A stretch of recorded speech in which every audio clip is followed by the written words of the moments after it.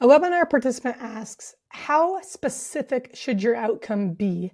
Should it be really high level where we're looking at lots of opportunities, or should it be really specific to a single part of the product or even a single feature?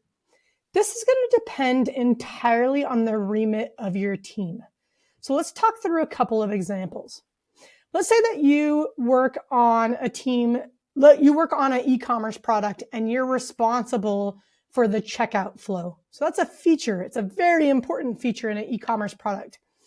We could set our outcome at a pretty high level, like increase the percentage of customers who start the checkout, complete the checkout. That covers the whole process.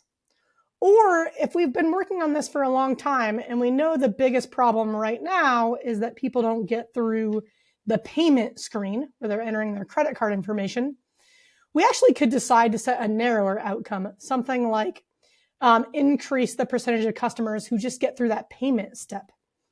Now, I don't want to set that narrower outcome if I don't already know that's my biggest point of leverage. So if I'm setting an outcome for the first time, I'm probably going to set the broader outcome because I want to learn about all the ways I can impact that outcome.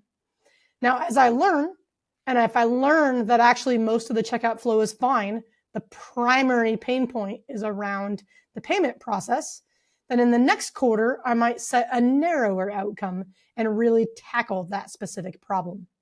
Now, we could go even broader. Let's say that we work at a company like a streaming entertainment company, and we primarily focus on TV shows, and we're looking at expanding to a new market. And we might want to consider things like, how do we grow our footprint in the entertainment space? So our outcome might be something like find a new market to enter. That's a really broad outcome, right? And so we might look at things like video games or adding movies or adding live sports or collaborative games. There's lots of ways we entertain ourselves. There's a million directions we could take this.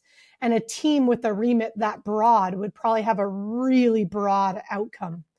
Now, as they start to uncover markets, they might narrow their outcome to something like figure out our games strategy, right? So a lot of this, how specific your outcome is going to be, is going to depend on the scope of work of your team.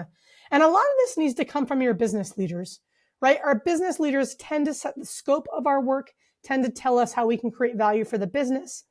And then that's what's going to set the scope of our outcome.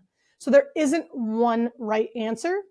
Our more mature teams tend to get a broader scope and might have a broader outcome. Our more junior teams might have a narrower scope and have a narrower outcome, but that's not universally true. That payment screen example, we might give that to a mature team because it's so critical to the success of our company and we need to make sure it's actually fixed. So there's a lot of variation here. The key is to match your outcome to the scope of your team's remit. I'm really curious to hear from everybody about how they set the scope of their outcome. Do you do it yourself? Do you work with your leaders? Is it a negotiation between the two of you?